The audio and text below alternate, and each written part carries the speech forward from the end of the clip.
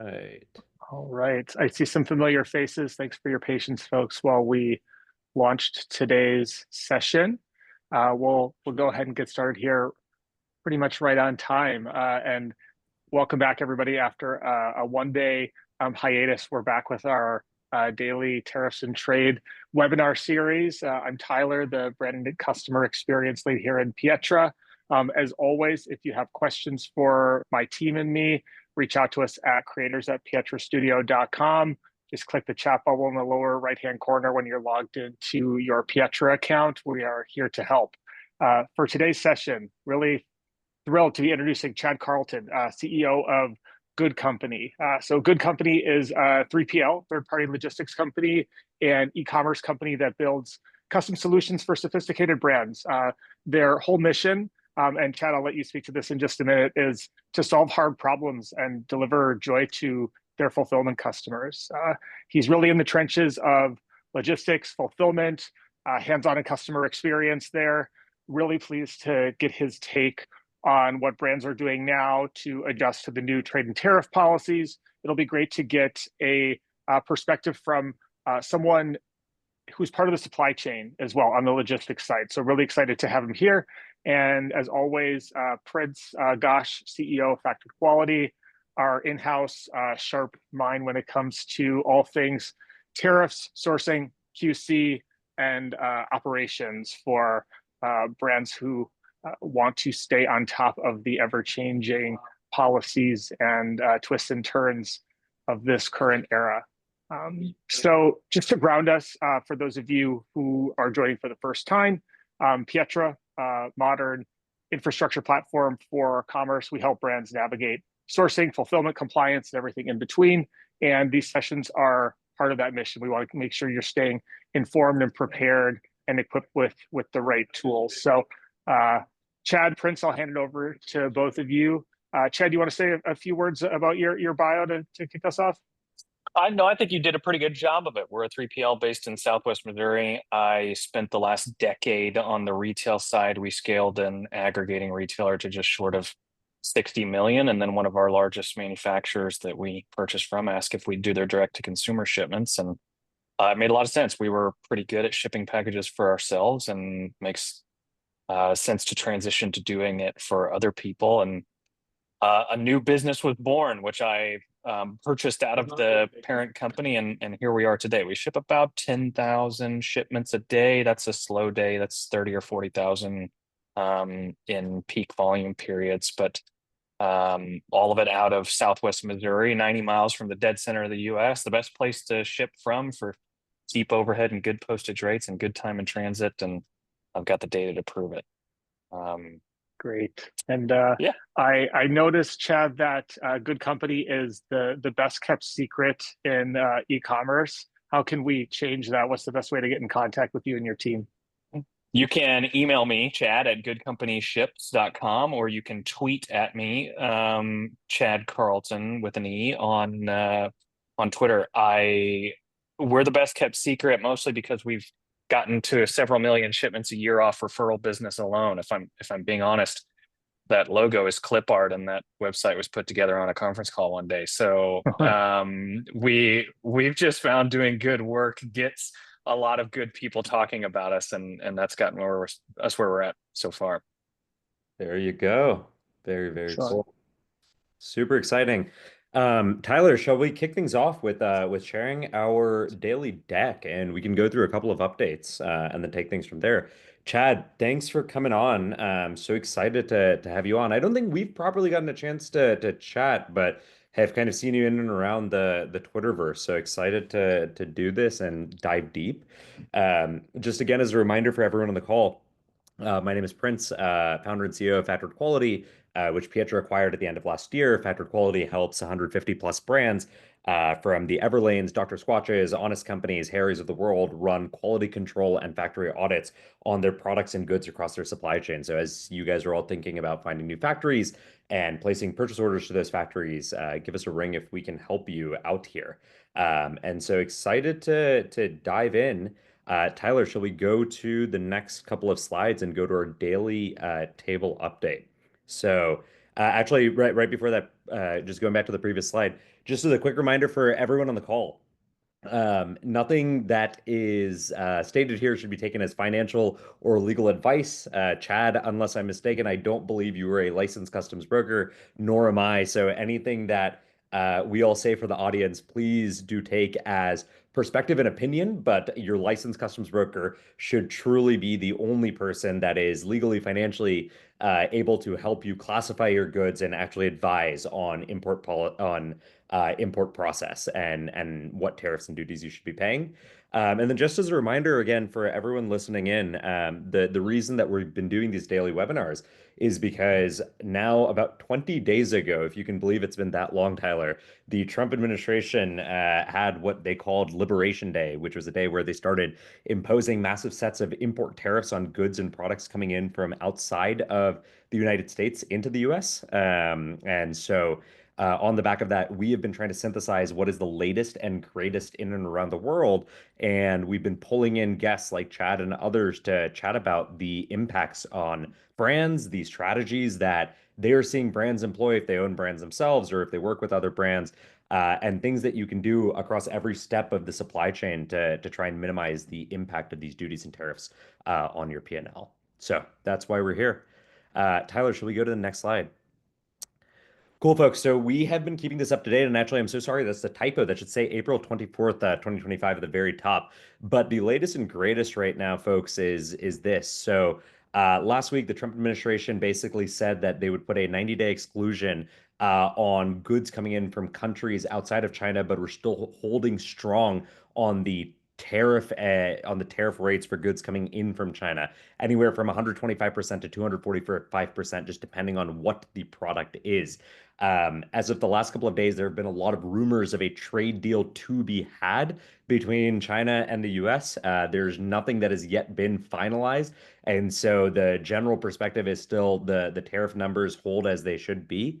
The first couple of shipments of goods coming at least on ocean container from Asia into the US have started hitting. And what we're seeing as a result is the first sets of brands and retailers actually changing prices, either direct to consumer or via retail channels, to reflect some of these increased duties and higher cost of goods sold that they're going to be paid. So this is what's happening. This is the latest and greatest. As we've been chatting about for the last couple of weeks, everything on the board of de minimis shutting down is still in rule, starting with China and Hong Kong on May 2nd, and then rolling out to other countries after that. As we've said in the past, the process of suddenly implementing these tariff changes and duty changes is quite a bit of a shock to the U.S. government and its systems and processes for being able to actually capture all this information and then ensure every importer is actually paying their duties accordingly. So there have been delays in shipments. There have been delays in customs clearance. Plan for it to be a generally turbulent and kind of tumultuous time, but we're trying to keep abreast of what is going on behalf of everyone else calling in. Chad, anything else to add about what you have seen or observed, let's call it in the last 48 hours in particular, this week from the 22nd to today? Man, I'm not sure if you wanted to open that can intentionally. Yeah. Yeah, not legal advice, but I've got a lot of strong opinions that I've developed over the last 48 hours. So interrupt if some of this is unclear. But in the last 48 hours, I've met with the Customs and Border Patrol directly. That had them at our facility to talk about a handful of things. Yesterday, I met with the governor of Missouri to talk about these things, and then for a good portion of today, I spent researching on really what portless business model is, direct shipping out of China, and I feel like I've got a pretty good grasp on it. But all of this has been prompted really rolling downhill from conversations that I'm having with e-com retailers of considerable size who are looking for immediate relief and exploring potential solutions. We're just a 3PL, but obviously we need our customers to get us goods to continue shipping. So their problems are my problems. And I've found myself at the intersection of trying to figure this out.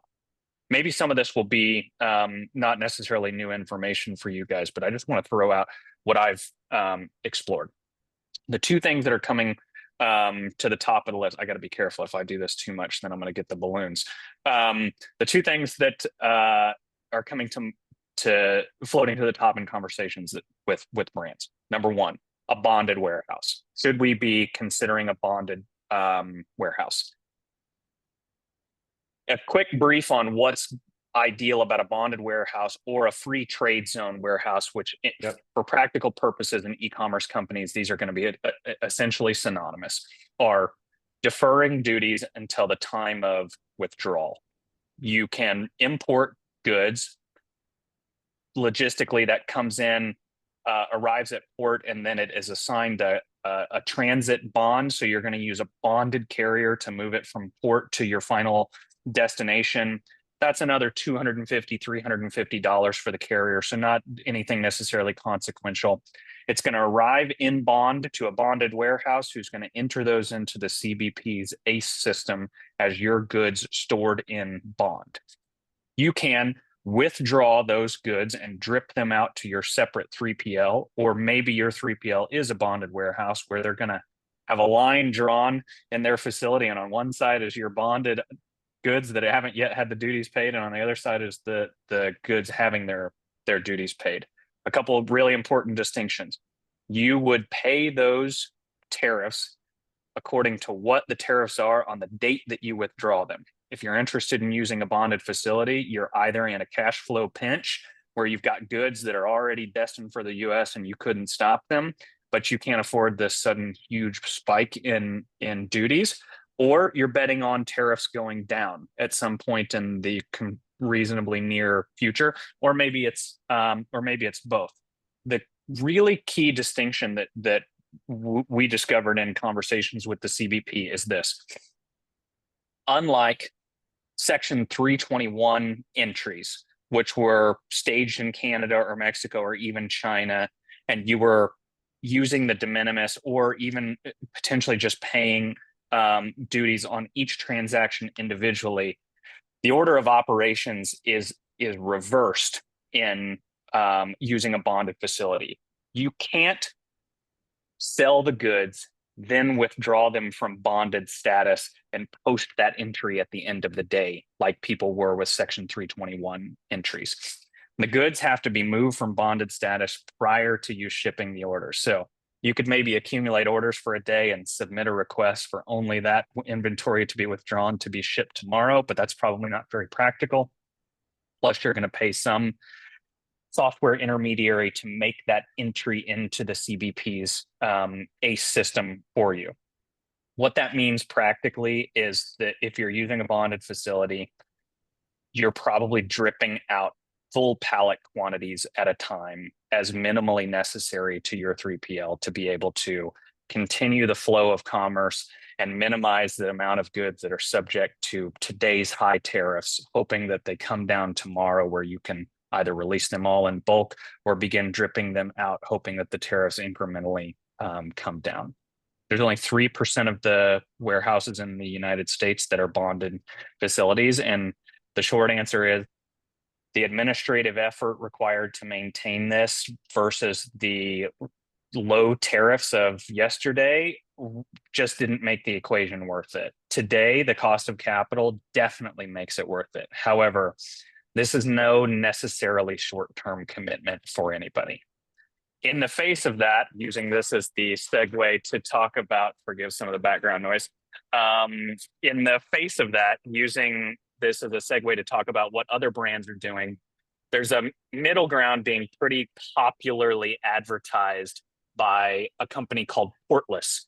Mm-hmm. Nothing wrong with the company Portless. I think that they're good people who are really on a mission to solve some good problems for people, but Portless's business model in a nutshell is they've got a warehouse in Shenzhen where they are staging your goods and dripping them out as direct ship from China. It on the surface appears like all the benefits of a bonded facility without having to ship a bulk of goods and store them in a bonded facility within the US. They're advertising that, yes, you're going to pay these heightened tariffs, but they're going to be on the wholesale cost of the goods instead of the retail price of the goods. So if For example's sake, you've got a $100 transaction with 145% tariffs. It's not going to be a net $245 transaction to the customer. If cost of goods at wholesale purchase from the manufacturer were $20, then it's going to be a $35 transaction or whatever that math adds up to be. We're definitely an opinion zone, and you should go talk to your customs broker. My opinion is that that is a presently legal, although on very, very shaky ground. What they're using is called the first sale doctrine to evaluate the value of those goods. The first sale doctrine would say that the sale is between, let's say, you, the retailer, and your manufacturer in China. That is a bona fide transaction between a manufacturer and what generally should be a U.S. entity. But when those goods are drop shipped, the CBP has repeatedly said that the last sale price should be the customs value declared on the transaction, meaning that I think the Trump administration's intention was to fully close the de minimis loophole, forcing goods to be fully imported into the US, otherwise pay tariffs at retail, and close this de minimis opportunity for everyone. The 3 criteria to meet first sale doctrine is that it's a bona fide sale to you, the retailer who technically took title to the goods, although your lack of physical possession at any point in the chain probably calls that into question. The second is that it's an arm's length transaction, which unless the manufacturer is selling to themselves, the US arm of their own company, is probably still fine if you are not your own manufacturer in China. And then the third is that the goods were absolutely destined for US soil. This is where I think the first sale doctrine fails. You cannot purchase a significant quantity of goods from your manufacturer, warehouse them at Portless, and confidently say these goods were destined for the US, all of them. The reality is you're probably shipping to other countries. Not all of that purchase order is going to be destined for the US. Now, can you probably show enough documentation to get away with that right now, shipping using Portless Direct and paying 145% tariffs, but it's at least one transaction at a time at the wholesale value of the goods? I think the answer is yes, but there is a ton of scrutiny on this loophole right now. I think on May 2nd, when the de minimis completely closes and the CBP catches up, this is the next target on their list, and their official guidance interpreted, I think in the spirit of their intent, would say you need to be using the last sale doctrine. So that's a long way of saying, I think the right answer is to tear the Band-Aid off and get the goods in the US. If you can't afford that cash, look at a bonded facility to take the sting off in the intermediate. And bonded facilities are in short supply. If you want your inventory to be prioritized or not to pay something exorbitant, I'd be getting on that today. Super, super helpful, Chad. And Tyler, we should have Izzy Rosenzweig on the call, friend of the pod, who's the founder of Portless, and we can have him dive in a bit more into the Portless business model and the future of what that holds. But Chad, this is super, super helpful. For the audience's context, just to reiterate again, right? A bonded warehouse enables you to temporarily defer the duties paid. Rather than paying the duties upon import, you pay the duties upon fulfillment effectively. Chad, one thing just to clarify and to chat about. There's 2 types of bonded warehouses, right? A traditional bonded warehouse and then a free trade zone driven bonded warehouse. There are slight differences in when the duty is calculated based on the difference in the 2 types of warehouses, correct? Could you share a bit more with the audience about the difference there? I'm gonna punt that I don't have an absolute answer on this, but this was definitely the question at the top of the list for us to answer, at least on a bonded facility in the last 2 weeks. I can say very confidently at a bonded facility, it's when the goods are withdrawn. In a free trade zone facility, I think it is when the goods are officially withdrawn as well. The difference is an FTZ facility gives you the ability to modify the goods in a way that creates a different finished good and to withdraw the components under potentially different tariff codes contingent on a few different things, as if like, hey, these components are destined to make shoes. These components are destined to be just sold as general fabric. I think in the context of the vast majority of us as e-commerce sellers, we're delivering finished goods. Kitting, bundling, combining products to be sold, that is not a function of manufacturing a component really at all. So I think for the purposes of like, can we hold our breath and see if tariffs are going to come down? FTZ bonded are practically the same. I think bonded satisfies the requirements for the vast majority of us.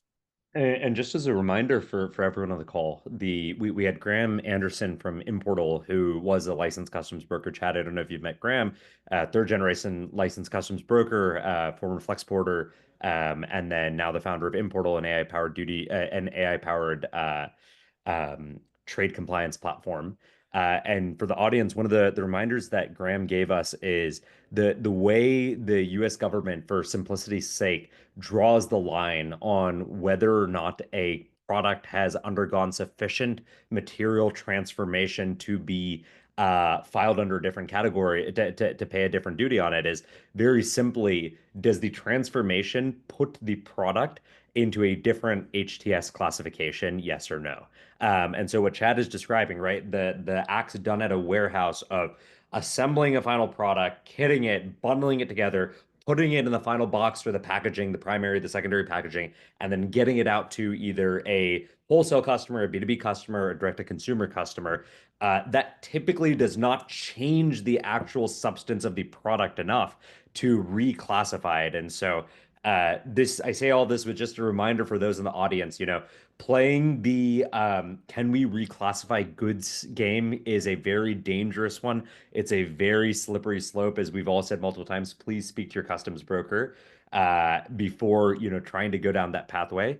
But Chad, maybe this is a good segue into pulling things a little bit more upstream in the supply chain. Okay, so a lot of companies have come to us and have kind of asked us, hey, Tyler, hey, Prince, is there a world where, let's say, for example, I'll give a classic example. Let's say I spoke to a company a few weeks ago that was importing toys with magnets into the US, okay? And that was being tariffed at a certain rate because of the material, because of the product, and because of the import from China to the US. Their question was, guys, is there a world where I can import the raw magnetic material into India, do the final toy assembly in India, and then import it into the US? And does that actually make more or less sense? And so, Chad, when thinking about some of these optimizations, how do you approach that? Are you purely looking at it from a what is my final landed cost of this product standpoint? Are you thinking about it based on the supply chain complexity? Like, what goes into one's mind when thinking about these optimizations? Man, I think I might be voted most likely to find a loophole. And maybe that's just my decade of selling on Amazon to try to navigate all of the moving goalposts and complexities. After talking to the CBP, look, they were very accommodating, but they were also very jaded. I think they're just used to chasing guys who are opportunists or very entrepreneurial, who are looking for the edge to beat the system, and looked at it in a very reductive way. We're all just trying to manipulate the rule book for some potential savings. In my opinion, those are always short term. This is not really that novel of an idea to do some border hopping or to do some minor manipulation or to try to reclassify things for the technical advantage. And I think the CBP is going to be overwhelmed with that, but this is par for the course for them. It's not like there is a net increase in goods coming into the US necessarily right now.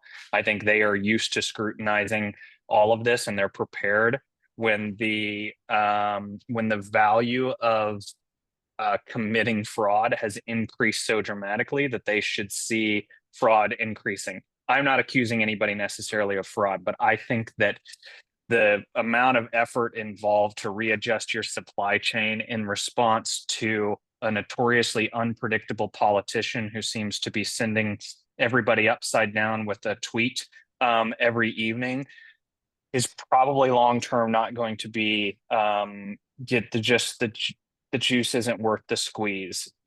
If it were me in my retailers positions, I would probably just be looking to offset the immediate impacts as much as I can through some constrictions in my just some belt tightening generally in operations. And this is a great excuse to do something that we all should probably be doing anyway, which is focusing on the bottom line instead of the top line here initially. And then if this administration telegraphs that these changes are extremely long-term, then I'd probably be looking at reorienting my supply chain permanently to take advantage of some loopholes that could net some incremental savings. Got it. Makes sense. No, totally fair there. Tyler, I saw that we started to get a question or two in. Want to start going through a couple of questions, just keeping an eye on the calendar.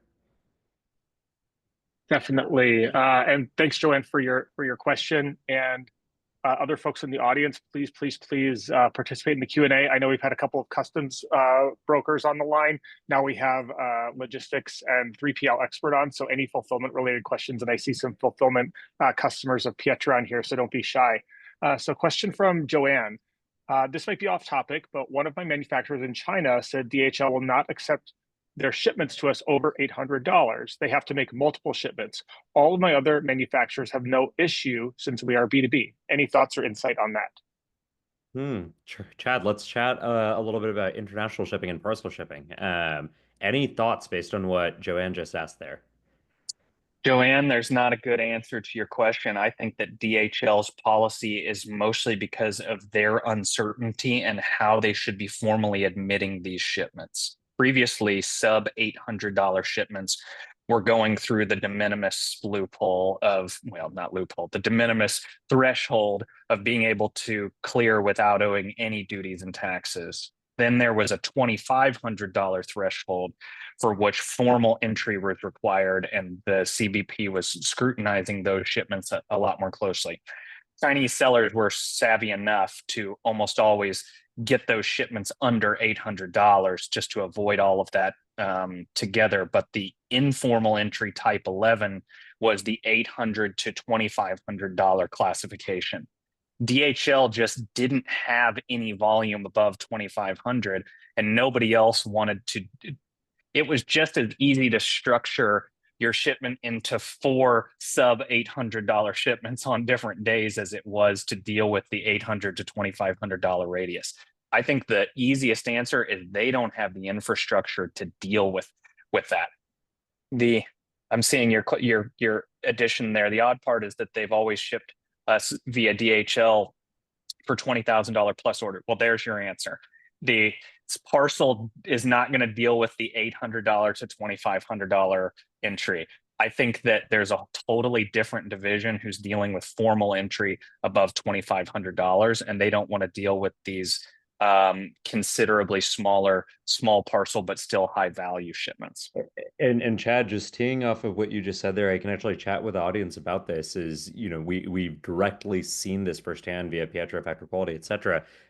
This is a really important thing to note, guys. These large international shipping companies, the DHLs, the FedExes, the expediters, like anyone who serves in and around helping goods move from point A to point B, have completely different teams that focus and specialize on e-commerce entries, that specialize on air freight shipments, that focus on ocean container. And even within ocean container, they will have different teams that specialize on LCL, which is less than container load, and then FCL, which is full container load shipments. And the thing to remember for everyone who's listening in on this call is these are operationally intensive companies. And so they break up their business divisions like this to try and juice as much operational efficiency out of every type of these divisions as they can. And that's why these specializations happen. So what's happened over time is for the last 20 years or so, Chad, these large businesses, the expediters, the DHLs of the world, have almost created silos within those different parts of the organization. What's happening right now is as the e-commerce teams at DHL are starting to just candidly lose some of their ability to ship en masse the way that they have, a lot of that shipment volume will have to move over to the teams that are on the air freight teams, the traditional LCL or FCL ocean teams. And they will start have to that those teams will start having to take on the operational burden of importing these goods, of filing customs, and then ultimately getting these goods into the US and then to end fulfillment centers and warehouses. So that's a lot of where this kind of messiness comes from. This goes back to folks rather than working directly with shipping logistics companies, carriers, the strong recommendation, especially for kind of emerging e-commerce entrepreneurs and sellers, is talk to a freight forwarder. The role of a freight forwarder is to sit as a layer on top of every layer underneath in the supply chain that helps move your inventory from factory floor to fulfillment center to ultimately front door in certain cases. Flexport is, best known as kind of the modern digitally enabled freight forwarder. There are many others. In part, DHL expeditors also do have their own freight forwarding divisions, but a good freight forwarder and a good customs broker will help you navigate large parts of this. But Joanne, sorry to hear that you were going through that, but hopefully that can help. Joanne's question is, if shipping air, do you still recommend using a freight forwarder? Chad, how would you think about when is a good time to tap into a freight forwarder for what volume of shipments, for what level of operational intensity? I'm gonna be honest and say that I don't know the right answer to that question. I defer to somebody who's a little bit more of an expert on the subject. I'm great for your questions about when it's in the US and what to do with it. No, no worries. Joanne, when shipping air, yes, you can still use a freight forwarder. So the way that a freight forwarder works is the difference ultimately comes down to this, right? Anyone can book space directly on a carrier to get their inventory in from the US, from China to the US or anywhere else in the world to the US. The freight forwarder just does it on your behalf, and they oversee the complexities of the operations of consolidating the inventory, getting it onto a plane, and then getting it into the US on your behalf. I think especially during such a tumultuous time, it is better to work with a freight forwarder, if anything, because if something goes wrong, uh, think of all of these large carriers as having customer service queues and an endless stream of tickets that get prioritized on which ones to respond to and which ones to not. The benefit that a freight forwarder has is it aggregates hundreds of customers like yourself and 1,000 other e-commerce merchants and importers, and then forces its way up to the top of the customer response queue. And Tyler, who actually works and runs large parts of our customer experience team here at Pietra, can tell you about the challenges of getting back to customers on time for logistics and supply chain issues. And so working with a freight forwarder to kind of fight the case for you in and of itself is hugely valuable. Just last week, we had a customer who lost a bunch of inventory in transit from Switzerland into the US. And ultimately, we connected them with a freight forwarder who was able to then work with their carrier to locate and triangulate where that inventory was. And so, yes, we would definitely recommend working with a freight forwarder if you're newer to this. Tyler, anything else to add in there? No, I think you covered it well. Okay, wonderful. Chad, let's chat a little bit about fulfillment. And so, a big question, and let's talk about fulfillment and then ultimately distribution. Okay. So, a lot of questions that we've gotten over the last couple of weeks is how are brands responding to the financial impact of this on their P&L? Okay. And so, we know that on the direct to consumer side, if you're an e-commerce merchant that sells direct to consumer, you can increase prices on your website, and it's not the worst thing in the world. You communicate to your customers. How does that work in large cases for B2B sales? When you are a merchant that's selling into Walmart, into Target, into Sephora, do you have the ability to adjust your prices on the fly as you are fulfilling orders into these B2B customers? Is there anything that you'd be able to comment on there? Um, you know, yes, because I was on the retail side for a decade. we had 15,000 SKUs and we purchased from 150 different manufacturers. I truly, these supply chain constraints and additional costs to get goods into the US are pretty reminiscent of what happened during COVID. So what container prices jumped to 40,000 a piece, that has a meaningful impact on the unit economics of every unit that was on there. Now, we were one manufacturer or one retailer that was definitely punching above our weight by comparison to we dealt with Le Creuset and KitchenAid and Wusthof, and then many other smaller, more niche manufacturers that made some custom goods. And we got to hear what was Target saying to KitchenAid? What were they saying to, what was Williams Sonoma saying to Le Creuset? I think that the initial reaction from the big guys was to throw their weight around and to threaten some of the merchandising space, which a lot of really big brands felt was their most valuable resource. Routine exposure to customers. And I saw that a lot of manufacturers were prioritizing those relationships where they felt like retailers were creating incremental business for net new exposure to clients and eating the costs of the increases there, mostly because they were kind of behind the eight ball to whoever the retailer could convince to be more agreeable to maintaining their margin. You got to think that these retailers want to remain competitively price to the end consumer, and they're working backwards from just not alienating their consumer who may not realize all of the inputs in the supply chain that are leading to higher prices. What I would say to someone who's doing business with the big guys is to be as transparent as possible and say, here are the net new increases that we're seeing. Here's the portion of this that we're going to absorb, and here's what we would like to see on a stepwise basis. We own a certain amount of inventory at this cost. We're absorbing new inventory at this cost, which creates an average of this. We're willing to share in the increase, but we need you to commit to a temporary price increase today, subject to some potential decreases if we see the tariff impact reducing tomorrow.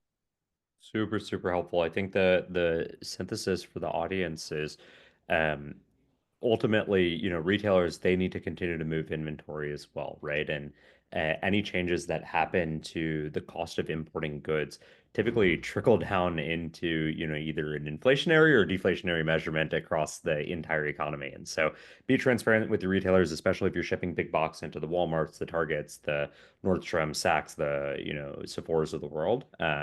And communicate with them, like Chad said, right? How much of this increase in cost of goods sold are you able to absorb as a brand and take a hit to your gross margin on, and how much would you like to see pass along to the end consumer? I Tyler, I guess think I'd throw one other tidbit on there. Please, yeah.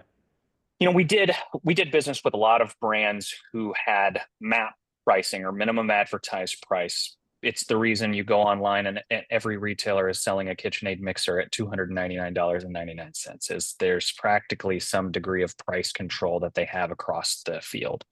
Now, consumers don't want to feel the sting of increased prices, and you certainly don't want to lose market share to a competitor who has not updated those prices. But some of the smart brands said, look, I know a lot of our retailers own inventory at today's cost. I know that they don't want to absorb a margin hit tomorrow from the increased price that I'm going to have to pass on to them thanks to these tariffs. So let's make a coordinated push to raise that MAP price, even just temporarily, across our entire channel, which is today going to inflate their margin, which is going to tomorrow make them more tolerant of absorbing an increased cost where that margin begins to normalize. Then, they win today, they bet tomorrow. You're betting that tomorrow tariffs could come down, and then it's a long-term win, or at least margin's going to normalize back to the center where they don't feel the sting quite as much.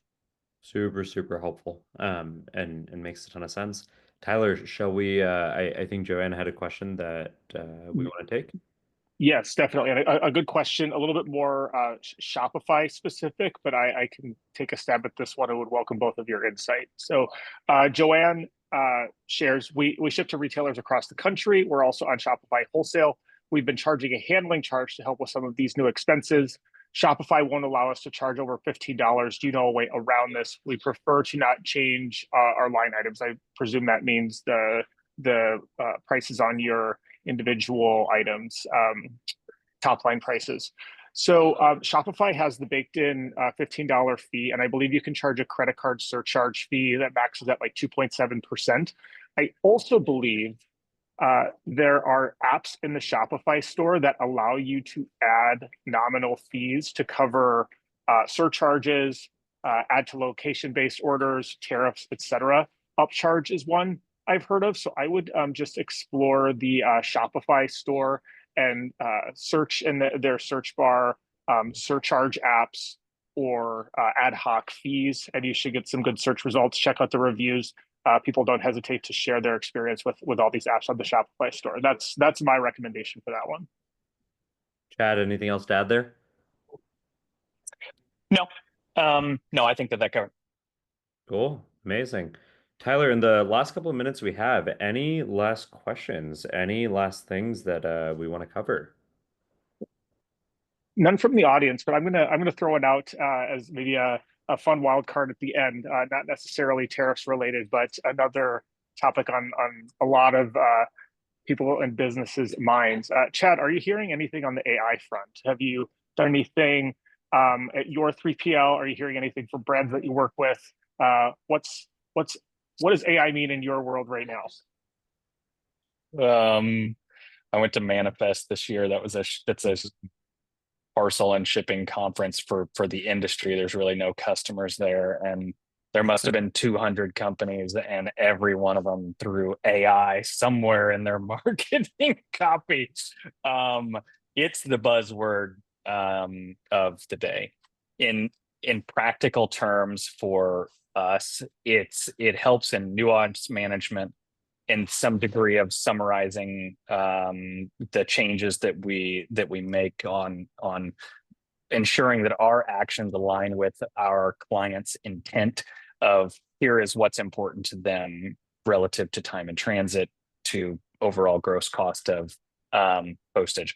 What I think it's going to help with ultimately is consolidating and digesting information on the inbound side, which from freight forward is a notoriously fragmented industry with tons and tons of subcontractors that report things in extremely crude, almost like comically bad ways, which just is a whole lot of poor visibility.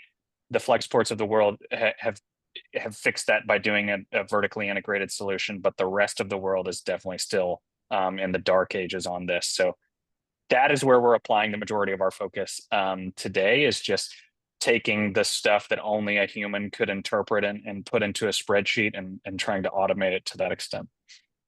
Super, super helpful. Awesome, guys. Well, Chad, thank you so much for coming on, friend of the pod. And thank you to everyone else who's been listening in. Join us again tomorrow. And Tyler, I'll finish with the traditional last question. If anyone has any further questions or things that they're looking for help with around sourcing, logistics, fulfillment, what is the best way to reach us at Pietra, and then to channel these folks over to the right resources? Yes, as always, we are very responsive to email and chat support questions. For email, it's just creators@pietrastudio.com. You'll get a response from a live agent very quickly during business hours. We also have our live chat agents. If you're logged into the system, just click that chat bubble in the lower right-hand corner. Reach out to a chat support agent there. Tons of updated information in our Help Center and FAQ section. We've recently added a tariffs and trade section there, which provides a lot of up-to-date information, and we're continuously adding to that library as well. Saul, great to see you. Thanks for the cameo at the end here. Saul, Pietra's CFO. We were chatting a little bit earlier about below the line cost savings. I'll put a little pitch in for Saul's session from last week. Check out the webinar recording. He walked us through a number of detailed ways we can we and brands can think about reducing below the line costs. So a little internal pitch there. Awesome. Super, super excited, folks. Thank you everyone again for hopping on. Chad, thanks so much for the time, and we'll be Pleasure. on soon. I Bye now. appreciate it, All guys. right. Take Thanks, care, guys. everyone. Bye.